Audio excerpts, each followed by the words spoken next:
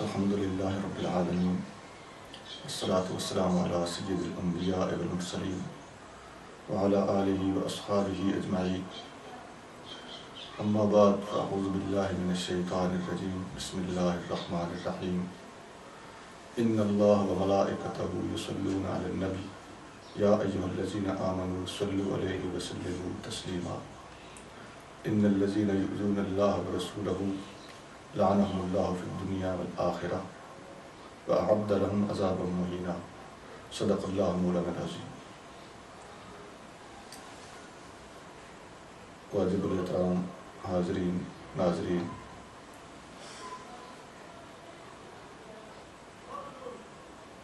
سورۃ احزاب کی 2 آیتیں آپ کے سامنے پڑھی۔ ترجمہ یہ ہے کہ اللہ کریم ارشاد فرماتا ہے، بے شک اللہ اور اس کے فرشتے نبی پر درود پڑھتے ہیں، درود بھیجتے ہیں۔ اے ایمان والو، تم بھی نبی پر درود اور سلام بھیجا کرو۔ اور جو لوگ اللہ اور اللہ کے رسول کو اذیت پہنچاتے ہیں ان کے اوپر دنیا میں بھی لعنت ہے اور آخرت میں بھی اللہ کی طرف سے ان پر لعنت ہے، اور ان کے لیے توہین والا عذاب تیار ہے۔ یہ آیتیں جب ہم تسلسل کے ساتھ پڑھتے ہیں تو پتہ چلتا ہے کہ پہلی آیت میں درود شریف پڑھنے کا حکم ہے اور دوسری آیت میں اللہ اور اللہ کے رسول کو اذیت دینے اور ان کی شان میں گستاخی کرنے کی مذمت ہے۔ دونوں آیتوں کو سامنے رکھنے سے ایک نتیجہ برآمد ہوتا ہے کہ درود شریف اذیت کا مد مقابل ہے، اس کا توڑ ہے، اس کا مقابلہ ہے۔ گویا جب منکرین، مخالفین اور کفار نبی کریم صلی اللہ علیہ وسلم کی مخالفت میں، شان کو گھٹانے میں، کم کرنے میں، حجب بیان کرنے میں اپنا پورا زور لگا رہے ہوں تو ان کے مقابلے پر اللہ کریم جل شانہ مومنوں کو، مسلمانوں کو، نبی کریم صلی اللہ علیہ وسلم کے غلاموں کو یہ حکم دے رہا ہے کہ آپ اپنے محبوب کی شان بیان کرنے میں سر توڑ کوشش کریں۔ کافر حجب بیان کرنے میں، شان گھٹانے میں لگا ہوا ہے، تم نعت بیان کرنے میں اور شان بڑھانے میں مصروف رہا کرو۔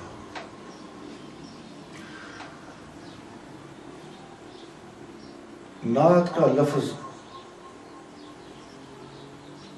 جو اس کے اپنے لفظی معنی ہے وہ ہے حلیہ،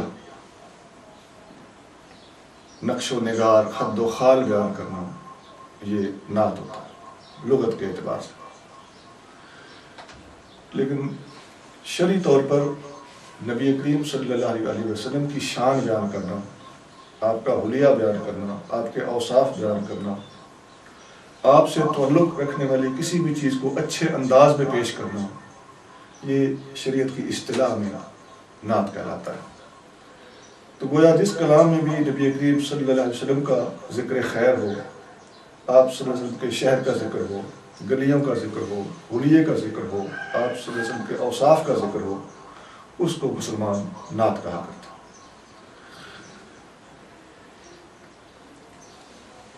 قرآن شریف میں چونکہ یہ لفظ جو ایذا کا استعمال ہوا ہے، اس کے مقابلے پر اللہ کریم نے ہمیں درود کا حکم دیا ہے۔ تو درود شریف پڑھنا ایک تو ہے اللہم صلی علی سیدنا و مولانا محمد وعلی آل سیدنا و مولانا محمد وبارک وسلم، یا اس قسم کے جتنے درود شریف اور ہیں احادیث میں وارد ہیں اور قرآن شریف سے بھی ثابت ہیں، وہ تو اپنی جگہ پہ مسلم ہے۔ یہ صلو علیہ وسلم، محبوب کریم صلی اللہ علیہ وسلم پر درود اور سلام بھیجو، اس کا مصداق تو وہی ہے۔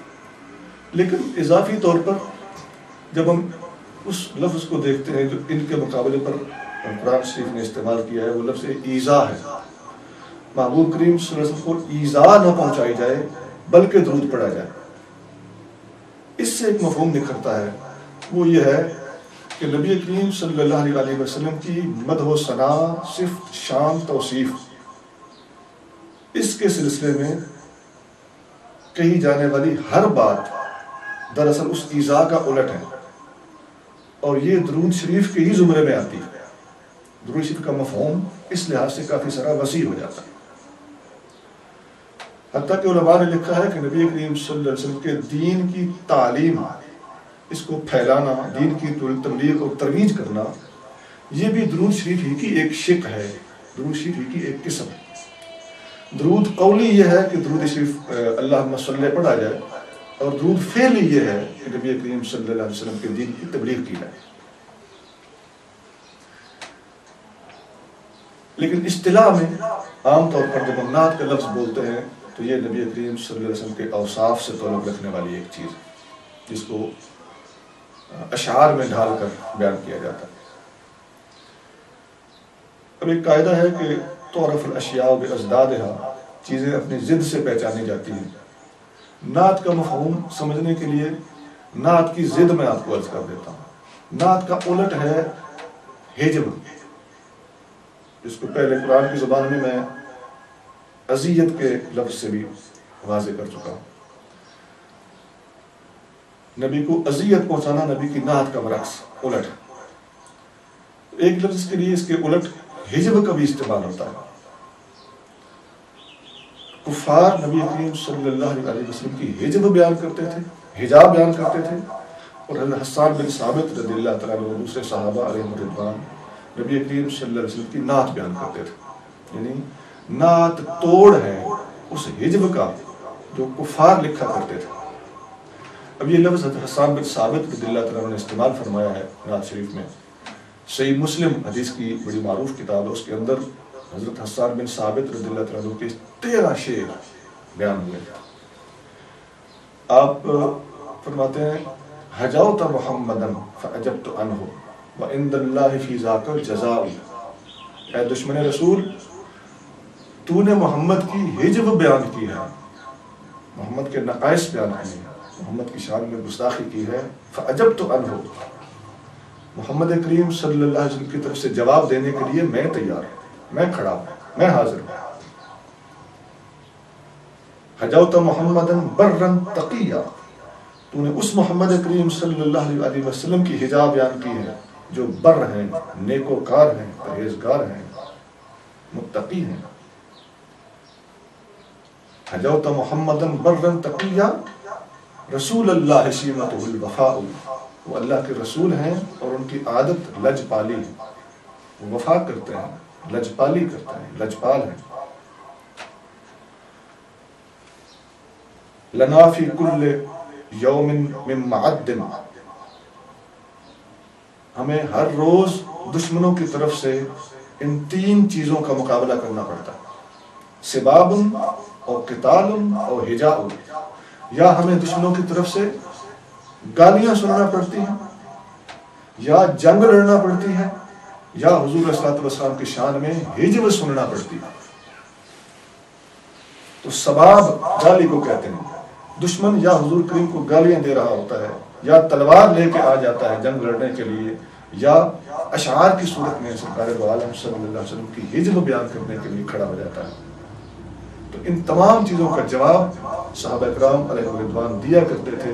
سباب اور حجاب کا بیان کا جواب اشعار کی صورت میں اور بہترین مواعظ کے ذریعے سے تردید کرتے ہوئے، اور قتال کا جواب قتال کے ذریعے سے جب کفار پیر کرتے حملہ کرنے کے لیے آتے تو صحابہ کرام علیہ رضوان اس کا جواب تلوار سے دیا کرتے تھے. تو گویا نعت کا لفظ ہجب کا الٹ ہے. ہجب شان گھٹانے کو کہتے ہیں اور نعت شان بیان کرنے یا شان بڑھانے کو کہتے ہیں. نعت کے ساتھ ساتھ اس کے ہم معنی چند الفاظ اور بھی اشعار میں صحابہ کرام علیہ رضوان سے ثابت ہیں اور حدیثوں میں بھی وارد ہوئے. نعت کے علاوہ ایک لفظ جو بیان ہوتا ہے وہ ہے وصف. آج اس دور حاضر سے پہلے نبی کریم صلی اللہ علیہ وسلم کے نعت خوان کو نعت خوان نہیں بلکہ وصاف کہا کرتے تھے. وصاف رسول، نبی کریم صلی اللہ علیہ وسلم کے اوصاف بیان کرنے والا. تو وہ وصف نعت کا ہم معنی اور مترادف لفظ ہے، اور وصف بیان کرنے والے کو وصاف کہا جاتا ہے. فاضل بریلوی رحمۃ اللہ علیہ نے ایک نعت میں لکھا ہے، تیرے تو وصف عیب تناہی سے ہیں بری، حیران ہوں میرے شاہ میں کیا کیا کہوں تجھے. اس لفظ میں وصف کا لفظ استعمال ہوا، یہ نعت کے معنی میں استعمال ہوا. اسی طرح نبی کریم صلی اللہ علیہ وسلم کی حمد، یہ بھی نعت کا ہم معنی ہے. عام طور پہ معروف اور مشہور یہ ہے کہ حمد اللہ کی ہوتی ہے، ثنا بھی اللہ کی ہوتی ہے، لیکن صحابہ کرام علیہ رضوان نے حمد کا لفظ، بلکہ خود اللہ کریم نے حمد کا لفظ نبی کریم صلی اللہ علیہ وسلم کے حق میں استعمال فرمایا. اب حضور کریم صلی اللہ علیہ وسلم کا اس میں گرامی محمد ہے، اس کا معنی ہی وہ ہوتا ہے جس کی حمد کی جائے، جس کی تعریف کی جائے. حمد ساری تو اللہ کے لیے ہے، الحمدللہ. الحمدللہ کا معنی ہوتا ہے ساری حمد، ساری تعریف اللہ کے لیے ہے.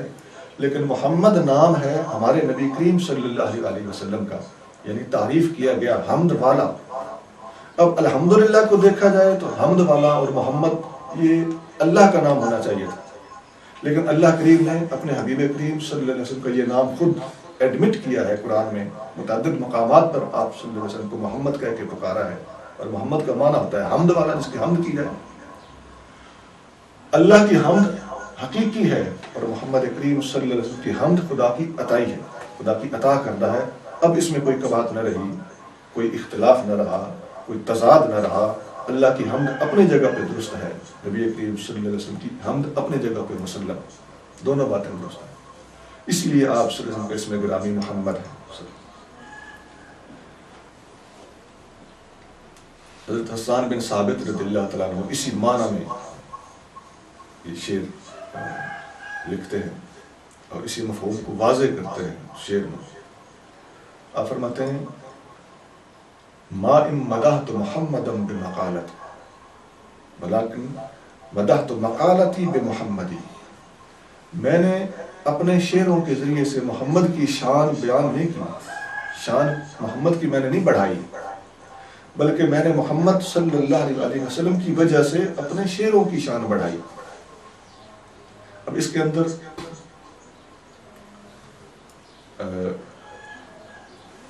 محمد کا لفظ آپ نے استعمال فرمایا. ایک اور جگہ آپ فرماتے ہیں کہ وَشَقَّ لَهُ مِنْ اسْمِهِ لِيُجِلَّهُ.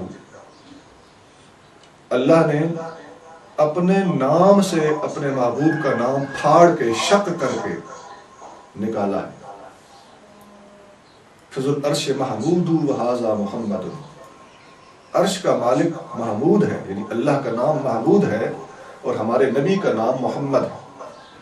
اللہ نے اپنے حبیب صلی اللہ علیہ وسلم کا نام مبارک محمد جو ہے وہ اپنے نام محمود سے نکالا ہے، وہاں سے اس کو شق کیا ہے. یہ بڑا پیارا اور عظیم آپ کا شعر ہے. اس شعر میں ایک تو نبی کریم صلی اللہ علیہ وسلم کے اسم گرامی کی بڑی خاص انداز سے شان بیان ہو رہی ہے کہ اللہ کے نام سے نکلا ہوا. دوسرے یہ بات بھی واضح ہو رہی ہے کہ اللہ کریم کی حمد ہے اور حضور کریم صلی اللہ علیہ وسلم کی بھی حمد ہے.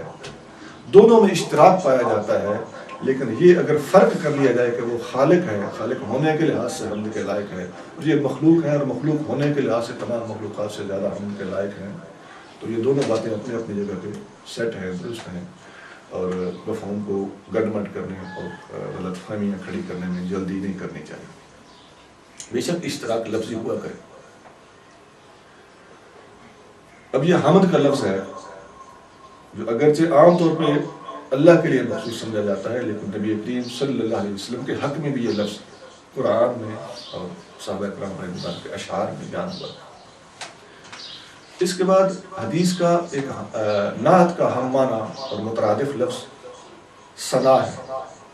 نبی کریم صلی اللہ علیہ وسلم کی ثنا کہنا یہ بھی درست ہے، اس میں کوئی کباہت نہیں ہے. عام طور پہ لوگ کہا کرتے ہیں یہ ثنا خان مصطفیٰ ہے، ہم نبی کریم صلی اللہ علیہ وسلم کے ثنا خانی کر رہے ہیں، اس میں کوئی حرج نہیں. حدیث شریف میں آتا ہے، صحیح بخاری میں حضرت ابو العالیہ رحمۃ اللہ علیہ کا یہ قول موجود ہے کہ صلوات اللہ ثناؤہ علیہ عند الملائکہ، کہ جو قرآن شریف میں اللہ کریم ارشاد فرماتا ہے کہ میں اور میرے فرشتے نبی پر درود پڑھتے ہیں، تو اللہ کے درود پڑھنے، اللہ کے صلاۃ پڑھنے کا معنی یہ ہے کہ اللہ فرشتوں میں اپنے حبیب صلی اللہ علیہ وسلم کی ثنا خوانی کرتا ہے، ثنا بیان کرتا ہے.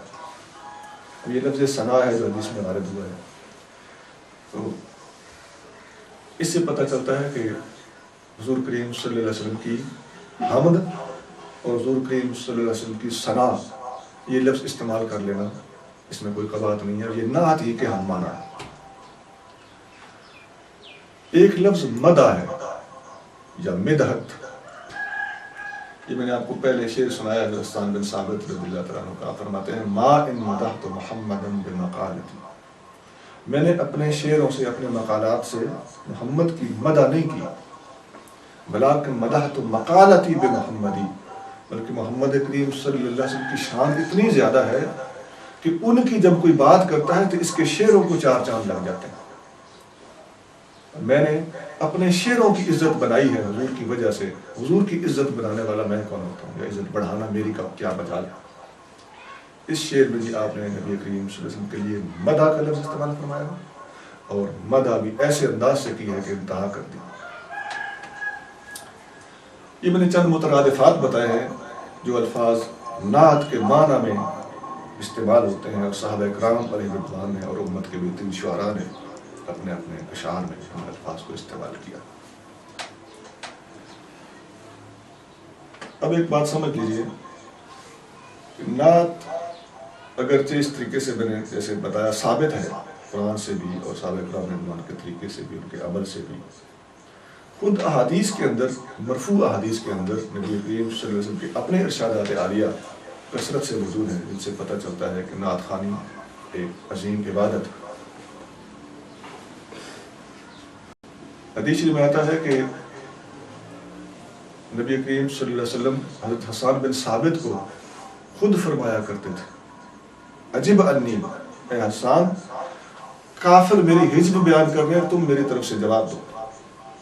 اللہم ایدہ بروح القدس، اے اللہ حسان میری طرف سے جواب دینے لگا ہے، تو جبریل کے ذریعے سے اس کی مدد فرما. یہ حدیث بخاری شریف میں موجود ہے، مسلم شریف میں بھی موجود ہے. اب سرکار دو عالم صلی اللہ علیہ وسلم کا یہ دعا دینا صحابی کو کہ اے اللہ اس کی جبریل کے ذریعے سے مدد فرما، سرکار کی دعا اللہ کریم رد نہیں فرماتا، اور جب سرکار نے فرما دیا تو اللہ نے ضرور قبول فرمایا، اور اللہ کریم گویا حسان بن ثابت رضی اللہ تعالیٰ عنہ کی مدد کرتا تھا جبریل امین کے ذریعے سے. یہ تو دعا ہے. اسی بخاری وغیرہ کے اندر ایک حدیث اس طرح بھی موجود ہے کہ ان اللہ یؤید حسان بروح القدس ما فاخر عن رسول اللہ صلی اللہ علیہ وسلم. اللہ تعالیٰ جبریل کی اپنا حضرت حسان بن ثابت رضی اللہ تعالیٰ عنہ کی مدد کرتا رہتا ہے جبریل کے ذریعے سے، جب تک یہ کھڑے ہو کر میری ثنا بیان کرتے رہتے ہیں، میری داد بیان کرتے رہتے ہیں، میری طرف سے کافروں کو جب تک حسان جواب دیتے رہتے ہیں، اس وقت تک اللہ کریم روح القدس کے ذریعے سے، جبریل امین کے ذریعے سے ان کی مدد کرتا رہتا ہے. اس میں مدد کرتا رہتا ہے کہ تصریح موجود ہے. گویا ایک حدیث میں تو دعا ہے کہ یا اللہ اس کی مدد فرما، دوسری حدیث میں یہ وضاحت اور تصریح موجود ہے کہ اللہ تعالیٰ مدد فرماتا رہتا ہے جب تک یہ میری طرف سے جواب دیتے رہتے ہیں. اب ذرا غور کیجئے، جب اللہ کریم جل شانہ مدد کرے حسان بن ثابت رضی اللہ تعالیٰ عنہ کی جبریل امین کے ذریعے سے، اب حضرت حسان بن ثابت رضی اللہ تعالیٰ عنہ نعت لکھیں، شعر کہیں، تو پھر جو کچھ حضرت حسان بن ثابت نے لکھا وہ جبریل کی مدد سے لکھا، کوئی شک نہ رہا اس میں. حدیث بخاری میں، مسلم میں موجود. حضرت حسان بن ثابت کے تمام شعر جبریل امین کے بتائے ہوئے اور لکھائے ہوئے ہیں، اور جبریل امین اللہ کے حکم کے بغیر کچھ بول نہیں سکتے، کہہ نہیں سکتے، کسی کو مشورہ نہیں دے سکتے. پتہ چل گیا کہ حضرت حسان بن ثابت رضی اللہ تعالیٰ عنہ کے تمام شعر گویا اللہ کریم جل شانہ کے اپنے ریکمینڈ کیے ہوئے اور اپنے بتائے ہوئے اشعار. اب حضرت حسان بن ثابت رضی اللہ تعالیٰ عنہ کے اشعار کو آپ پڑھیں، یہ ذہن میں رکھتے ہوئے کہ یہ جبریل کے بتائے ہوئے ہیں اور جبریل اللہ کی مرضی کے بغیر کچھ نہیں کہا کرتا، تو پھر لطف آئے گا کہ نبی کریم صلی اللہ علیہ وسلم کی شان کس قدر عظیم ہے، اعلیٰ ہے، عرفہ ہے.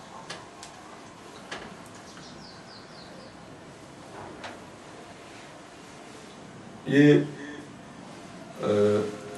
اشعار حسان بن ثابت رضی اللہ تعالیٰ عنہ کے کافی وسیع کا یعنی میٹیریل کتابوں کے اندر وارد ہے. ہم نے اپنے اس رسالے کے اندر آپ کی پوری نعت لکھ دی ہے اور وہ ترجمے کے ساتھ دی ہے, پڑھنے سے تعلق رکھتی ہے. چونکہ وہ عربی میں ہے لہذا میں اس کو یہاں زیادہ ڈیٹیل سے دوہرا نہیں رہا, اس کے چند اشعار میں نے آپ کو سامنے پیش کیے ہیں. اسی نعت کے آخر میں آپ کے وہ شعر بھی لکھے ہیں کہ وَأَجْمَلُ مِنْكَ لَمْ تَرَ قَطُّ عَيْنِي وَأَحْسَنُ مِنْكَ لَمْ تَلِدِ النِّسَاءُ. اے اللہ کے حبیب, آپ سے زیادہ خوبصورت میری آنکھ نے کبھی نہیں دیکھا. اس شعر کو دو طریقوں سے پڑھا جاتا ہے, وَأَجْمَلُ مِنْكَ لَمْ تَرَ قَطُّ عَيْنِي, اور ایک طریقہ یہ ہے کہ وَأَجْمَلُ مِنْكَ لَمْ تَرَ قَطُّ عَيْنٌ, میری آنکھ نے نہیں دیکھا. اور دوسرا جو طریقہ ہے اس کا ترجمہ یہ ہے کہ کسی آنکھ نے نہیں دیکھا. وَأَجْمَلُ مِنْكَ لَمْ تَرَ قَطُّ عَيْنٌ وَأَحْسَنُ مِنْكَ لَمْ تَلِدِ النِّسَاءُ, اور آپ سے زیادہ حسن والا کسی ماں نے آج تک نہیں جنا. خُلِقْتَ مُبَرَّأً مِنْ كُلِّ عَيْبٍ, آپ تمام عیبوں سے مبرہ پاک پیدا ہوئے ہیں. كَأَنَّكَ قَدْ خُلِقْتَ كَمَا تَشَاءُ, ایسے لگتا ہے کہ آپ کو اللہ نے اس طرح پیدا کیا ہے جس طرح آپ نے خود چاہا تھا. آپ خود بتاتے گئے کہ مجھے اس طرح بنائیے, مجھے اس طرح بنائیے, مجھے اس طرح بنائیے, میری آنکھ ایسی بنائیے, میری پلکیں ایسی بنائیے, میری پیشانی ایسی بنائیے, میرا چہرہ ایسا بنائیے, میری ناک ایسے بنائیے, میرے ہونٹ ایسے بنائیے, میری ناک اس طریقے سے جیسے آپ بتاتے گئے اللہ کریم جل شانہ آپ کو اس طریقے سے بناتا گیا. ابھی حضرت حسان بن ثابت فرما رہے ہیں, اور حضرت حسان بن ثابت جو کچھ فرما رہے ہیں جبریل امین کی مدد سے فرما رہے ہیں. اور جبریل وہ ہے جو اللہ کی مرضی کے بغیر نہیں بولتا, کچھ نہیں بتاتا کسی کو. پتہ چل گیا کہ نبی کریم صلی اللہ علیہ وسلم کی یہ شان, یہ حلیہ, یہ روپ, یہ حسن و جمال جو حسان بن ثابت رضی اللہ تعالیٰ کی زبان سے نکلا ہے, یہ سب اللہ کریم جل شانہ کا اپنا ارشاد ہے, اپنا فرمان. حدیثوں میں یہ بھی آتا ہے کہ نبی کریم صلی اللہ علیہ وسلم مسجد نبوی شریف کے اندر اسپیشل ممبر بچھواتے تھے. یہ حدیث بھی بخاری شریف میں موجود ہے, مشکات شریف میں بھی وارد ہے. اسپیشل ممبر بچھوانا اور حضرت حسان بن ثابت کو فرمانا کہ ممبر پہ کھڑے ہو جاؤ. سرکار تو عالم صلی اللہ علیہ وسلم کو نیچے تشریف فرما ہے, صحابہ کرام نیچے تشریف فرما ہے, لیکن مداح رسول صلی اللہ علیہ وسلم کو ممبر پہ کھڑا ہونے کا شرف بخش دیا گیا ہے. تو ممبر پہ کھڑے ہو گئے ہیں اور سرکار تو عالم صلی اللہ علیہ وسلم کی مدح, حمد, ثنا, نعت بیان کر رہے ہیں. اور ایک بات یہاں بھی یہ بھی نوٹ کر لیجئے کہ اس حدیث کو روایت کرنے والی حضرت عائشہ صدیقہ ہے رضی اللہ تعالیٰ عنہ. مطلب یہ ہوا کہ ساتھ حجرہ تھا حضرت عائشہ صدیقہ رضی اللہ تعالیٰ عنہ کا, اور نعت خوانی کی آواز گھر میں جاتی تھی. حضرت عائشہ صدیقہ حدیث کو یعنی نعت کو سن رہی ہے اور پھر حدیث کو روایت کر رہی ہے.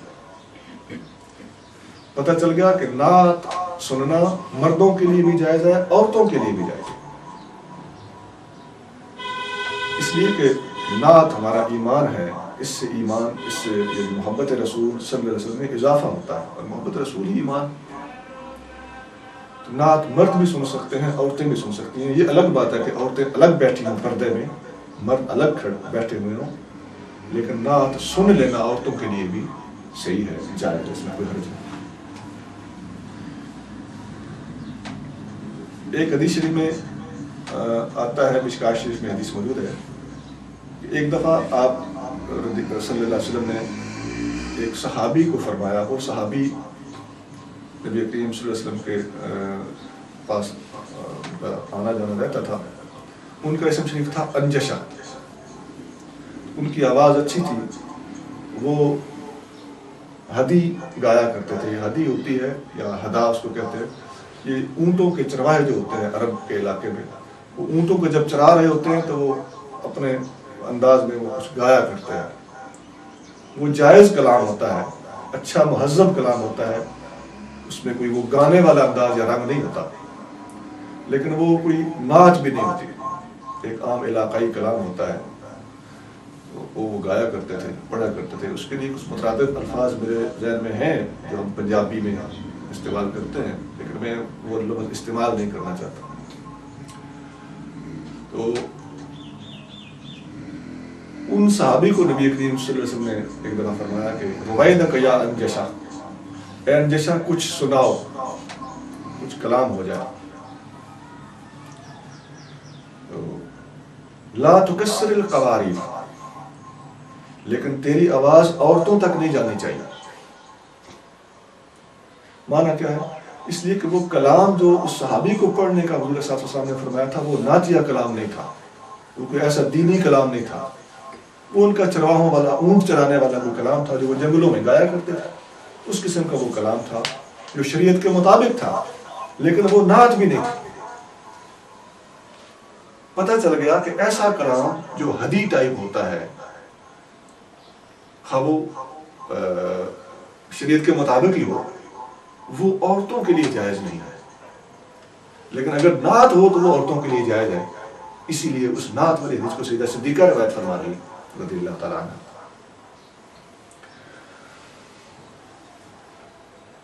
اس حدیث سے دو باتیں پتہ چلیں.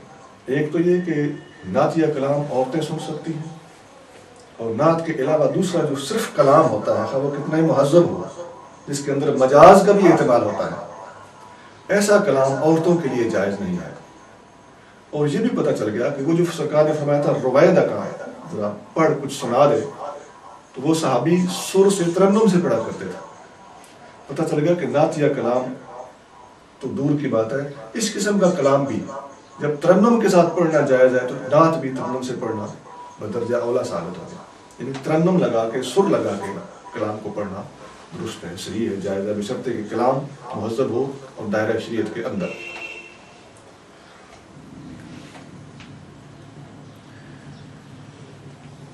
یہاں میں آپ کو یہ بھی فرق واضح کر دینا چاہتا ہوں کہ یہ کلام کی مختلف جو قسمیں ہوتی ہیں. ابھی میں نے ایک کلام ہدی عرض کیا ہے یا ہدا. یہ کلام کی مختلف اقسام ہیں. ایک کلام ہوتا ہے گانا. گانا اس میں صاف مجاز ہوتا ہے، بعض اوقات اس کے اندر خلاف شرع گفتگو بھی ہوتی ہے، جس طرح آپ آج کل گانے دیکھتے سنتے رہتے ہیں. یہ گانا شرعاً حرام ہے، بالکل جائز نہیں. خواہ مرد ہو، عورت ہو، کوئی ہو، بڑا ہو، چھوٹا ہو، گانا گانے کی اجازت نہیں. شریعت نے اس سے منع کروایا. ایک کلام ہوتا ہے ہدی، یہ جو میں نے آپ کو ابھی چرواہوں کے حوالے سے عرض کیا. یہ کلام جائز ہوتا ہے، لیکن یہ مرد سن سکتے ہیں، عورتیں نہیں. اس لیے کہ عورتیں بعض باتوں کو نہیں سمجھ سکتی، مفہوم کو غلط لے سکتی ہیں، تو سیدھی بات کا الٹا مفہوم لے کے کسی یعنی فتنے میں مبتلا نہ ہو جائے. تیسرا کلام ہوتا ہے نعت. نعت وہ ہے جس میں نبی کریم صلی اللہ علیہ وسلم کی شان، وصف، آپ صلی اللہ علیہ وسلم کے شہر کا ذکر، آپ کے اولیاء مبارک کا ذکر، کسی بھی طریقے سے نبی کریم صلی اللہ علیہ وسلم کی تصریح جس کے اندر موجود ہو، اس کو نعت کہتے ہیں. اس کے مترادف الفاظ میں نے آپ کو سنائے ہیں کہ اس کے مترادف وصف بھی کہا جاتا ہے، مدح بھی کہا جاتی ہے، حمد بھی کہی جاتی ہے، ثنا بھی کہی جاتی ہے. یہ نعت ہی کے مختلف نام. پھر ایک کلام ہوتا ہے جس کو صوفیانہ کلام کہا جاتا ہے. صوفیانہ کلام وہ ہوتا ہے جس میں محبوب کا ذکر ہوتا ہے، محبوب کا نام نہیں لیا جاتا، تصریح نہیں ہوتی. نبی کریم صلی اللہ علیہ وسلم کی تصریح ہو تو وہ نعت ہے، اللہ کریم کے نام کی تصریح ہو تو ایک خاص ٹرمینالوجی میں، اصطلاح میں اس کو ہم حمد ثنا کہتے رہتے ہیں. کسی اللہ کے ولی کی تصریح موجود ہو تو اس کو ہم عام طور پہ مدح یا مدحت کہا کرتے ہیں، اگرچہ یہ سارے کے سارے لفظ نبی کریم صلی اللہ علیہ وسلم کے حق میں بھی استعمال ہوئے، جیسا میں نے ابھی واضح کیا. لیکن جو اصطلاح اختیار کر لیا گیا ہے وہ یہ یعنی وہ ہے درجہ بندی ہے. یہ اپنی جگہ پہ درست ہے، لیکن جہاں تصریح موجود نہ ہو، کسی بھی ہستی کی تصریح موجود نہ اللہ کریم کا نام لیا جائے، نہ محبوب کریم صلی اللہ علیہ وسلم کا نام نامی لیا جائے، نہ کسی اللہ کے ولی کا نام لیا جائے، کوئی ایسی تصریح نہیں، صرف محبوب کا ذکر ہوتا ہے، اور محبوب کون ہے کچھ پتہ نہیں. تو ایسے کلام کو جو شریعت کے مطابق ہوتا ہے، اس میں صبر کی تلقین بھی بعض کا ہو سکتی ہے، توکل کی تلقین بھی ہو سکتی ہے، محبت رکھنے کی تلقین بھی ہو سکتی ہے، محبوب کے در سے لگے رہنے کی بھی تلقین ہو سکتی ہے، لیکن محبوب کا کچھ پتہ نہیں کہ وہ کون ہے۔ تو مختلف قسم کے پند، نصیحتیں بھی اس کے اندر ہوتی ہیں، شریعت کے تمام تقاضے پورے کر رہا ہوتا ہے، لیکن اس کے اندر محبوب کا تذکرہ نام لے کر نہیں کیا جاتا۔ ایسے کلام کو صوفیانہ کلام کہتے ہیں۔ اس صوفیانہ کلام کے اندر مصلحت یہ ہوتی ہے، محبوب کا نام نہ لینے میں مصلحت یہ ہوتی ہے کہ اصل میں یہ صوفیانہ کلام ہوتا ہے طریقت والوں کے لیے، جو طریقت کے طالب ہوتے ہیں، ابتدائی طالبوں کے لیے یہ ہوتا ہے، یا بعض اخبار کے مطابق متوسط لوگوں کے لیے۔ منتہی کو ضرورت نہیں رہتی، اور مبتدی کے لیے بعض لوگ اس کو اچھا نہیں سمجھتے۔ اس میں ہوتا یہ ہے کہ محبوب کا نام اس لیے نہیں لیا جاتا کہ طالب جس درجے کا ہے، جس منزل پر ہے، جس سٹیج پر ہے، اگر وہ فلاں شیخ کی منازل میں ہے تو وہ کلام کو اپنے شیخ پہ چسپاں کر سکے۔ وہ فلاں رسول کی منزل پر ہے، وہ کلام کو رسول اللہ صلی اللہ علیہ وسلم پر چسپاں کر سکے، اور وہ فلاں اللہ کی منازل میں ہے تو وہ کلام کو اپنے اس محبوب پر چسپاں کر سکے۔ طالب کا جو وقت ہوتا ہے، جو منزل ہوتی ہے، جو کیفیت اور جو حالت ہوتی ہے، تاکہ یہ کلام ہر طالب کے لیے کارگر رہے، ہر طالب ایک ہی کلام کو سنے، لیکن ہر طالب کو اپنے اپنے وقت، اپنی اپنی کیفیت کے مطابق اس میں سے چاشنی مل رہی ہے۔ اس لیے اس کو صوفیانہ کلام کہا جاتا ہے، اور صوفیاء کا ہی تعلق ہے اس سے، یا اس کا تعلق صوفیاء سے ہے۔ یہ گلی کوچوں میں پڑھنے والی چیز نہیں ہوتی۔ ایک قوالی ہوتی ہے، وہ یہی صوفیانہ کلام ہوتا ہے، اگرچہ آج کل لوگوں نے اس میں بگاڑ پیدا کر دیا، کوئی نعتیہ قوالی کہہ رہا ہوتا ہے، اور کوئی اس قسم کے الفاظ گڈ مڈ کیا ہوا ہے مختلف چیزوں کو۔ صحیح نتھی ہوئی چیز جو ہے وہ یہی ہے کہ صوفیانہ کلام کو جب ساز کے ساتھ پڑھا جاتا ہے تو اس کو قوالی کہتے ہیں، بس اتنا ہی فرق ہے۔ قوالی کے لیے مختلف مشائخ کا قول یہ ہے کہ قوالی جائز نہیں ہے، یعنی ساز جائز نہیں ہے، اور چشتی حضرات اس کو جائز سمجھتے ہیں، لیکن جنہوں نے قوالی کو جائز بھی کہا ہے وہ کافی ساری پابندیاں اس کے ساتھ لگاتے ہیں۔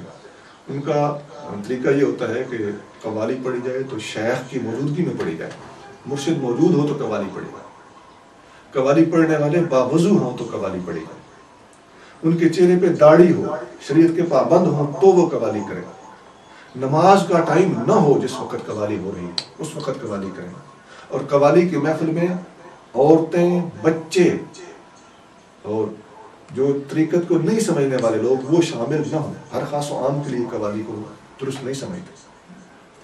یہ ساری کی ساری پابندیاں صوفیانہ کلام پر بھی اولیاء اللہ نے عائد کی ہیں، یعنی جو قوالی کے یعنی ساز کے علاوہ صوفیانہ کلام ہوتا ہے۔ یہ جو پرانے بزرگوں نے اپنی اپنی کتابوں میں سما کا لفظ استعمال فرمایا ہے، سما کا پورا چیپٹر باندھا ہے حضرت داتا گنج بخش رحمۃ اللہ علیہ نے اپنی کتاب کشف المحجوب شریف میں۔ تو عوارف المعارف میں حضرت شہاب الدین سہروردی رحمۃ اللہ علیہ نے بھی پورا چیپٹر سما کا باندھا ہے۔ تو سما کا مراد ان کی سما سے مراد وہ کلام ہوتی ہے جو ساز کے بغیر ہو اور کلام صوفیانہ ہو، اس کو وہ سما کہتے ہیں۔ تو وہاں انہوں نے یہ داتا صاحب نے ساری باتیں لکھی کہ عورتیں بچے نہیں ہونے چاہیے، نماز کا ٹائم نہیں ہونا چاہیے، اور شریعت کے مطابق کلام ہونا چاہیے۔ اس قسم کی پابندیاں ہیں، کچھ اوپر نیچے، مجھے 100% اس کے الفاظ تو میں نہیں ریپیٹ کر پا رہا، لیکن تقریباً یہی مفہوم کشف المحجوب میں، یہی مفہوم عوارف المعارف میں وارد موجود ہے۔ یہ پابندیاں انہوں نے لگائی ہیں صوفیانہ کلام اور سما کے لیے۔ اب قوالی جب پڑھی جاتی ہے تو اس میں فرق صرف اتنا ہوتا ہے کہ قوالی میں ساز ہوتا ہے، اور سما یا صوفیانہ کلام جس کو پرانے بزرگوں نے سما سے تعبیر کیا ہے، اس کے اندر ساز استعمال نہیں ہو رہا ہوتا۔ اب آپ یہاں سے اندازہ لگا لیجئے کہ سما پر جب اتنی پابندیاں ہیں تو قوالی پر کتنی پابندیاں ہوں، اس میں ساز بھی داخل کر دیا گیا۔ اور جب قوالی کے لیے اتنی پابندیاں ہیں کہ صوفیاء کی محفل ہو، مرشد موجود ہو، مرید موجود ہوں جو طالب طریقت ہیں، ہر خاص و عام موجود نہ ہو، عورتیں بچے نہ ہوں، نماز کا ٹائم نہ ہو، لوگ باوضو ہوں، تقدس محفل کا برقرار ہو۔ اب آپ اندازہ لگائیے کہ اتنی پابندیاں ہیں تو پھر ان قوالیوں کو بسوں میں لگا دینا، ویگنوں میں لگا دینا، ہوٹلوں میں لگا دینا، یہ کتنا قبیح ہے. یا ایسے ہی کوچہ و بازار کے اندر قوالوں کا سارنگیاں لے کے بیٹھ جانا اور اپنا دھندا شروع کر دینا، یہ کتنا نامناسب ہوگا. آپ اس سے خود اندازہ لگا لیجیے. ایک مقدس چیز تھی جس کے تقدس کو آج کل اس دور میں خاص طور سے بعض نادان دوست پامال کر رہے ہیں. ہم نے دیکھا کہ بعض چشتی بزرگان علیہم الرضوان وہ بھی قوالی میں ساز استعمال کرنے سے باز آ رہے ہیں. جب انہوں نے حالات کے تقاضے بدلتے ہوئے دیکھے ہیں تو انہوں نے بھی اس سے دستکشی اختیار فرما لی. اللہ کریم ان کو جزائے خیر عطا فرمائے.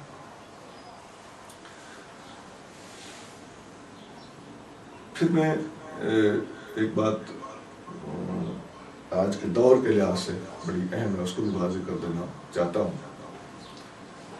کہ نعت خوان حضرات جو آج کل محافل نعت میں نعتیں پڑھتے پھرتے ہیں، ان کی بھی اصلاح کی سخت ضرورت ہے.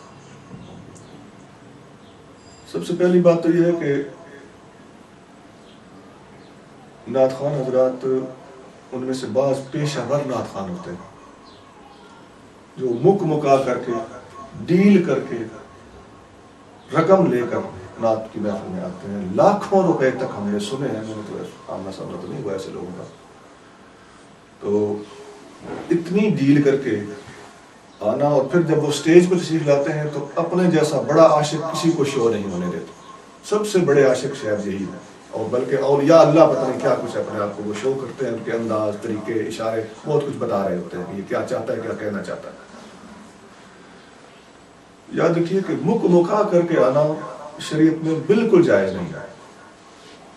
نبی کریم صلی اللہ علیہ وسلم نے فرمایا کہ لا تقوم الساعة حتى يخرج قوم يأكلون بألسنتهم كما تأكل البقرة بألسنتها. یہ مسند امام احمد میں حدیث موجود ہے، مشکوٰۃ شریف میں بھی موجود ہے. صفحہ 410 ہے مشکوٰۃ شریف کا. مشکوٰۃ شریف میں ایک پورا چیپٹر ہے باب الشعر والبیان، شعر اور بیان کا چیپٹر. یعنی پورا یوں کہہ لیجیے سادہ لفظوں کہ نعت خوانی کا چیپٹر ہے وہ پورا. اس نعت خوانی کے چیپٹر میں یہ حدیث بیان ہوئی. فرمایا کہ قیامت اس وقت تک قائم نہیں ہوگی جب تک ایسی قوم نکلے گی جو زبان سے کما کما کے کھائے گی جس طرح گائے زبان کے ساتھ کھاتی. ان لوگوں کے لیے یہ تنبیہ ہے کہ آپ لوگوں کا پیسے مکا کر کے اور پیسے مانگ کے طلب کر کے پھر نعتیں پڑھنا یہ قیامت کی نشانیوں میں سے ہے. نبی کریم صلی اللہ علیہ وسلم اس کو قیامت کی نشانی کے طور پر بیان فرمایا ہے. یہ تنبیہ ہے ان لوگوں کے لیے اس سلسلے سے، اس طریقے سے، اس دھندے سے باز آئے. نعت کے دوران اگر کوئی ویسے خوش ہو کر اپنے طور پہ آپ کو کوئی انعام دیتا ہے، اس کو اللہ کی عطا سمجھتے ہوئے اپنے جھولی میں ڈال لیجیے. اس کی اجازت ہے، یہ شرعاً جائز ہے. لیکن مانگ کر خود طلب کر کے ایڈوانس ہی پیسے مک لینا یہ شرعاً جائز نہیں بلکہ سخت ناپسندیدہ ہے. اور اس کے اندر اخلاص بھی ختم ہو جاتا ہے اس کی نحوست سے، اور وہ محفل کے جو برکات ہوتے ہیں اور روحانیت ہوتی ہے وہ بھی مجروح ہوتی ہے. تو اس قسم کے جو نعت خوان ہوتے ہیں ان کو ہم نے یہ دیکھا ہے کہ نعت پڑھنے میں بھی وہ بڑی غلطیاں کرتے ہیں. عجیب طریقے سے نعت کو بگاڑ کر پڑھتے ہیں. بعض کا تو جو انداز ہوتا ہے، جو سر ہوتی ہے، ترنم ہوتا ہے، وہ گانے جیسا ہوتا ہے. گانے کے طرز پر، گانے کے ترنم پر نعت کو پڑھنا بالکل منع ہے. اس سے اجتناب کرنا چاہیے. نبی کریم صلی اللہ علیہ وسلم نے فرمایا ایاکم ولہون اہل العشق، عشق یا طرز سے بچ کر ترنم اختیار کیا کر. گانے کے طرز پر کلام کو نہ پڑھا کر. قرآن شریف کو بھی گانے کے طرز پہ پڑھنا منع ہے اور نعت شریف کو بھی گانے کی طرز پہ پڑھنا منع ہے. ہم یہ محسوس کرتے ہیں کہ بعض نعت لکھنے والے کے ذہن میں پہلے وہ گانا ہوتا ہے، پھر اس کو ذہن میں رکھتے ہوئے اپنی نعت کو اس سر پہ، اس ترنم پہ لکھتا ہے. یہ ہمارا ایک گیس ہے، ہو سکتا ہے غلط ہو لیکن میرا خیال ہے کہ یہ ٹھیک ہے. کافی دوستوں نے اور نے بھی ہمیں بات رپورٹ پہنچائی ہے، محسوس کیا اس بات کو. تو یہ لکھنے والے کو بھی چاہیے کہ عذرا کرم تھوڑا سا رحم کرے اور احتیاط کرے. اور پڑھنے والوں کو بھی چاہیے کہ اس قسم کی نعت کو نہ پڑھا کریں، اور پڑھنا ہو تو اس کی سر، ترنم، طرز جو ہے وہ گانے سے ہٹ کے لگایا کریں۔ پھر بعض نعت خوان ایسا بھی کرتے ہیں کہ اپنی نعتوں میں آج کل انہوں نے ڈھول یعنی دف اس کو داخل کر دیا، دف بجا بجا کے نعت پڑھتے ہیں۔ وہ پہلے نعت، قوالی، صوفیانہ کلام یہ تو اپنا ایک تشخص قائم کر چکے ہیں۔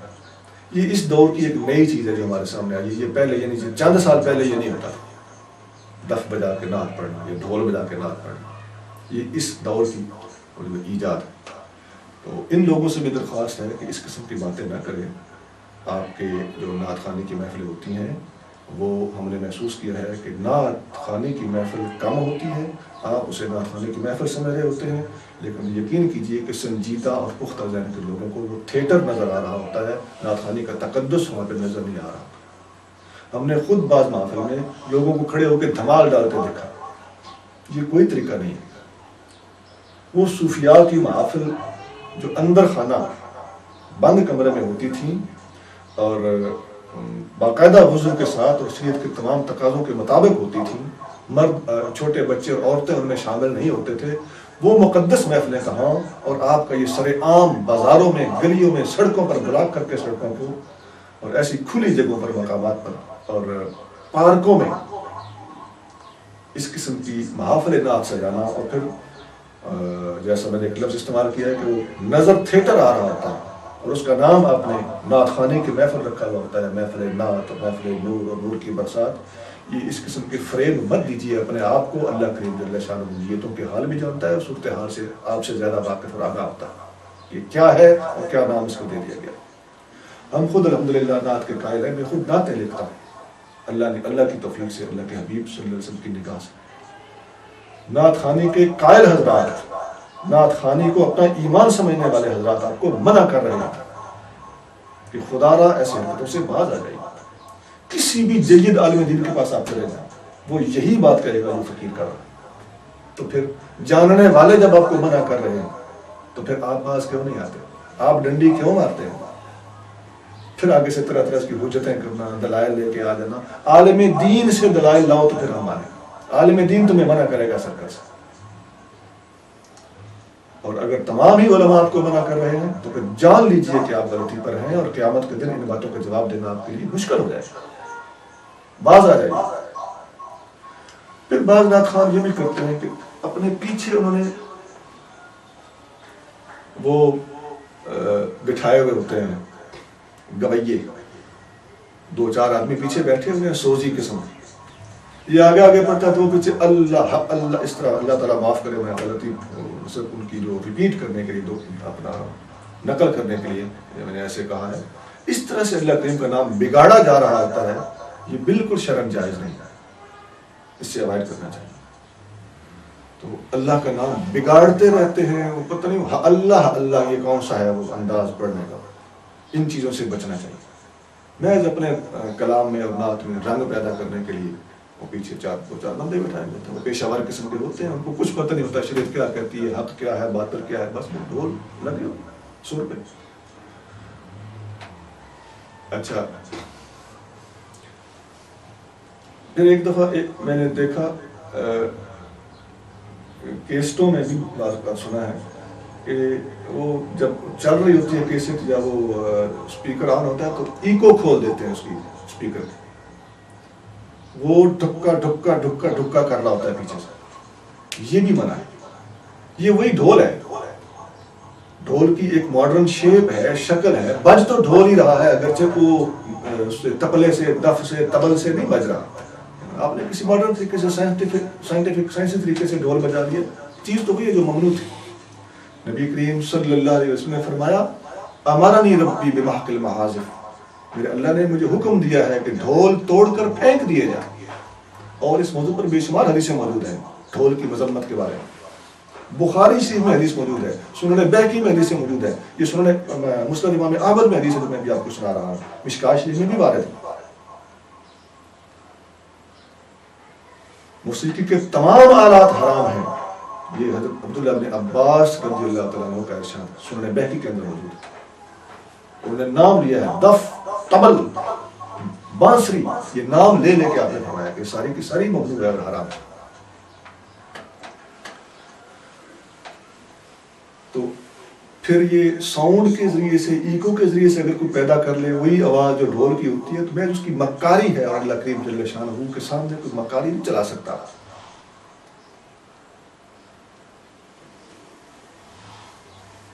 یہ جو حرکتیں ہیں یہ اکثر وہ لوگ کرتے ہیں جو پیشہ ور ہوتے ہیں، اور ان لوگوں کو نصیحت نہیں ہو پاتی. اس کی سب سے بڑی وجہ یہ ہوتی ہے کہ کسی عالم دین سے تو انہوں نے مسئلہ پوچھنا نہیں ہوتا.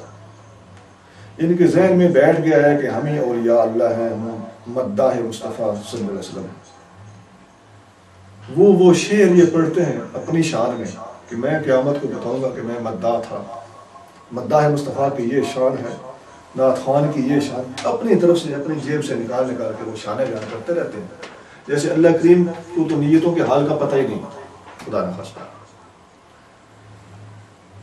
اپنا منہ ہوتا ہے، اپنا سٹیج ہوتا ہے، اپنا ادھر وہ لگے ہوتے ہیں، اور عوام الناس کی بلا جا رہی کیا فرما رہا.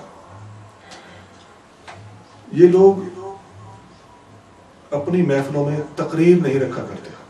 کوشش ان کی ہوتی ہے کہ کوئی عالم دین ہماری محفل میں نہ آ جائے، اور محفل میں آئیں گے یہ خود. اول تو عالم کو بلایا ہوئے نہیں ہوتا ایسی محفلوں میں، تاکہ کوئی ہمیں بعد میں مسئلہ نہ بتا دے کہ یہ جتنی نعت خوانی ہوئی ہے اس میں فلاں فلاں فلاں فلاں چیز غلط تھی، کوئی اصلاح نہ کرتا. بلایا نہیں جاتا، اور اگر بلایا جاتا ہے تو اس کا نمبر اتنا لیٹ ہوتا ہے، سب سے آخر پہ تقریر ہوتی ہے، 2 3 4 گھنٹے پہلے نعت خوانی ہوتی رہتی ہے. عوام اتنے میں تھک چکے ہوتے ہیں، بعض لوگ کھسکنا شروع ہو جاتے ہیں، اور نعت خوان حضرات خاص طور سے نعت پڑھی اور وہ گئے، جوتے ان کو یاد ہوتے ہیں اٹھانا. بہانہ یہ لگاتے ہیں کہ میں نے کسی اور محفل میں جایا. ہم نے یہ دیکھا ہے، تجربہ کیا ہے کہ وہ بعض اوقات جھوٹ بھی بول رہے ہوتے ہیں. اس حد تک یہ نیکوکار ہوتے ہیں کہ وہ نعت پڑھی اور بھاگے، جھوٹ بول کر کہ میں نے کسی اور محفل میں جانا. بات کیا ہوتی ہے؟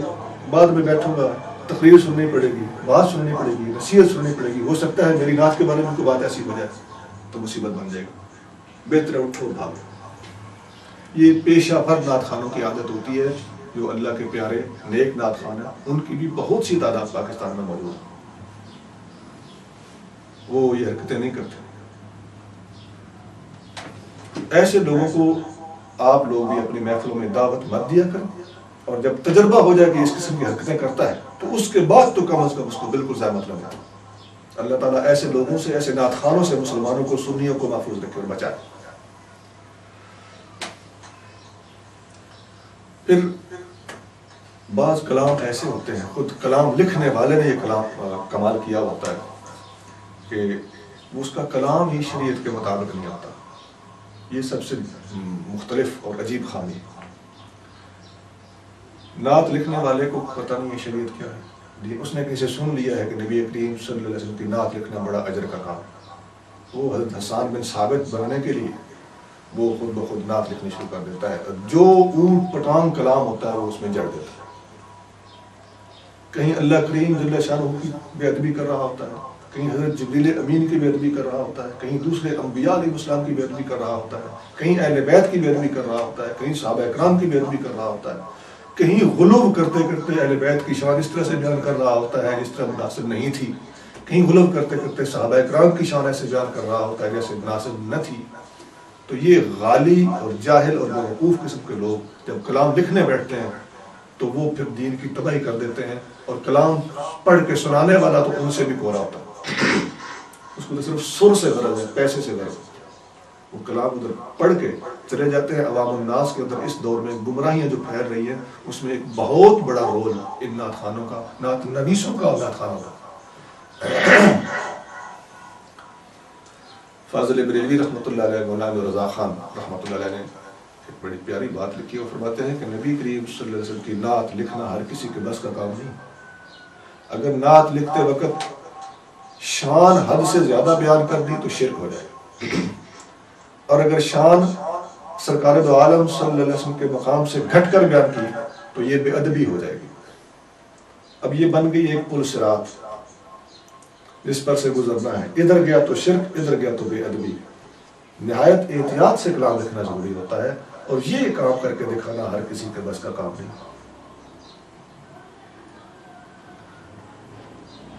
میں نے بے شمار کلام ایسے سنے ہیں جن کے اندر کبھی تو اللہ کو چیلنج دیا جا رہا ہوتا ہے، کبھی اللہ کریم کو، نبی کریم صلی اللہ علیہ وسلم کا رقیب کہا جا رہا ہوتا ہے. عاشق کہتے ہیں خود کو اللہ کا رقیب کہتا ہے شاید، یا اللہ کو اپنا رقیب کہتا ہے کہ تیرا محبوب بھی وہی، میرا محبوب بھی وہی. تو یہ رقابت، یہ سخت گستاخی اور کفر، ایسا نہیں کہنا چاہیے. مگر وہ ہے کہ بس اپنے آپ کو عاشق سمجھنا ہے، دماغ خراب ہوا ہوا ہے، لگا پڑا، محاسبے کی کوئی فکر نہیں، کسی سے پوچھنے کی کوئی حاجت نہیں.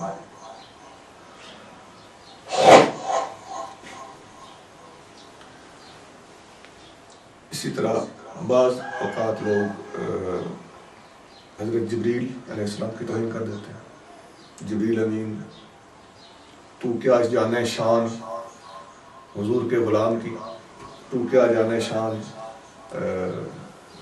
عشاقان مصطفیٰ کی.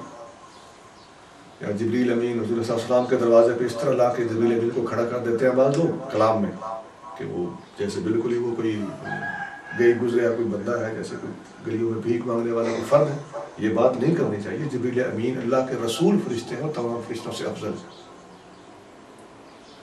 ان کی شان کو اس طریقے سے گھٹا کے بیان کرنا جبریل امین کی گستاخی ہے اور یہ کفر ہے. اسی طرح نبی کریم صلی اللہ علیہ وسلم کے ساتھ دوسرے انبیاء علیہ السلام کا موازنہ کرنا شروع کر دیتے ہیں بعض لوگ اپنے کلاموں میں. وہ موازنہ اس طریقے سے کرتے ہیں کہ دوسرے انبیاء علیہ السلام کی بے ادبی ہو رہی ہوتی ہے، شان گھٹائی جا رہی ہوتی ہے. یہ انداز بھی کفریہ ہے، غلط ہے. اسی طرح بعض لوگ جنت اور دوزخ کی توہین کر رہے ہوتے ہیں. میں نے جنت کو کیا کرنا ہے، تو جنت اپنے پاس رکھ، میرے لیے مدینے کی گلیاں کافی ہیں. اس قسم کا کلام احتیاط سے لکھنا چاہیے. جنت اور دوزخ کی بعض اوقات صوفیاء پہ ایک کیفیت آتی ہے کہ جنت اور دوزخ کی بجائے وہ اللہ کی رضا پہ نظر رکھتے ہوئے اللہ کی عبادت کرتے ہیں، اللہ کا ذکر کرتے ہیں، اللہ کو یاد کرتے ہیں. وہ ایک الگ حال ہوتا ہے. کیا یہ محفل نعت میں آنے والے ان تمام یہ نعت خوان حضرات یہ اس مقام اس رتبے کے ہوتے ہیں کہ اس قسم کا کلام منہ سے نکالتے ہیں؟ جس پر یہ کیفیت آئی ہوئی ہے وہ یہ بات زبان سے نہیں نکالتا، اور تحقیق اس کے پیش نظر ہوتی ہے کہ وہ کہنا اور سوچنا کیا چاہ رہا ہے. چیز ہے کہ ہر کس و ناکس اٹھے اور جنت اور دوزخ کی نفی کر کے بیٹھ جائے. جنت کا انکار بھی کفر ہے اور دوزخ کا انکار بھی کفر ہے. جنت کی نعمتیں بھی برحق ہیں اور جنت دوزخ کا عذاب بھی برحق ہے. یہ کہ ایسا نہ ہو اللہ نہ کرے کہ ہم یہ چکھیں، ورنہ پھر سمجھ آئے گی جب کوئی چکھے گا تو پھر پتہ چلے گا کہ جس کا میں انکار کرتا تھا وہ کیا تھا، وہ کوئی چیز ہے. وہ صوفیاء کا معاملہ جدا ہوتا ہے کہ وہ جنت اور دوزخ کی خاطر عبادت نہیں کرتے، وہ رضا کے لیے عبادت کرتے ہیں. وہ ایک وقت ہوتا ہے ان کا، ورنہ دوزخ سے بچنا نبی کریم صلی اللہ علیہ وسلم نے پناہ مانگی ہے. جنت اللہ تعالیٰ سے انبیاء علیہ السلام نے طلب کی ہے. اس کا یکسر انکار نہیں کرنا چاہیے. وہ وقتی حال ان پر ہوتا ہے وہ اس کو بہتر سمجھتے ہیں. خاص طور سے یہ نعت خوان حضرات یا نعت خوانی میں جانے والے حضرات، ان میں سے ہر بندہ اس کا اہل نہیں ہوتا، نہیں ایسی باتیں زبان پہ لانی چاہیے، نہ ہانکنی چاہیے.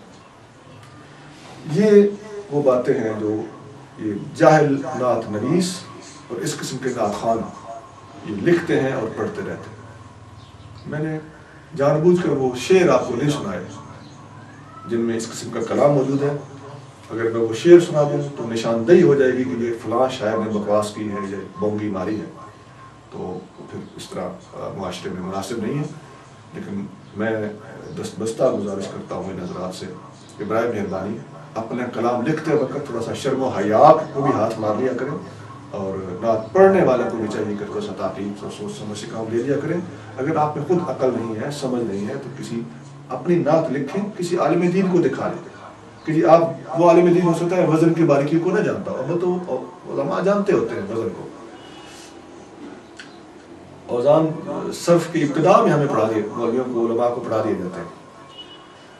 لیکن اگر آپ کو یہ ہے بھی غلط فہمی کہ علماء نہیں جانتے، شعروں کو تو کم از کم شعر کا مفہوم تو وہ سمجھ سکتا ہے، تو اپنے شعروں کی اصلاح کروا لیا کریں علماء سے، تاکہ کوئی ایسی خلاف شرع بات آپ سے سرزد نہ ہو جائے جس سے معاشرے کے اندر فتنہ یا فساد پھیلے، لوگوں کے عقیدے خراب ہوں، ایمان خراب ہوں، اعمال خراب ہوں۔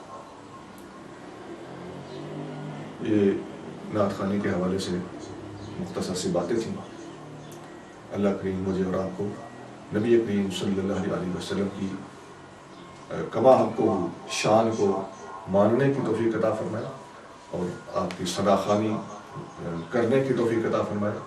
آپ کی شان میں نعتیں لکھنا بہت بڑا اعزاز ہے، نعت پڑھنا بہت بڑا اعزاز ہے، لیکن جو فسادات اس چیز کے ضمن میں عود کر کے آ رہے ہیں ان کے اوپر بھی ہماری نظر ہونی چاہیے۔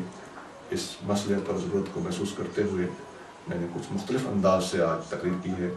اس موضوع پر بہت کم لوگ بولتے ہیں، بہت کم لوگ سنتے ہیں، اور بہت کم مواد، میٹیریل اور لٹریچر دستیاب ہے۔ اللہ کریم مجھے اور آپ کو ان باتوں کو سمجھنے اور عمل پیرا ہونے کی توفیق عطا فرمائے۔ وآخر دعوانا الحمدللہ رب العالمین۔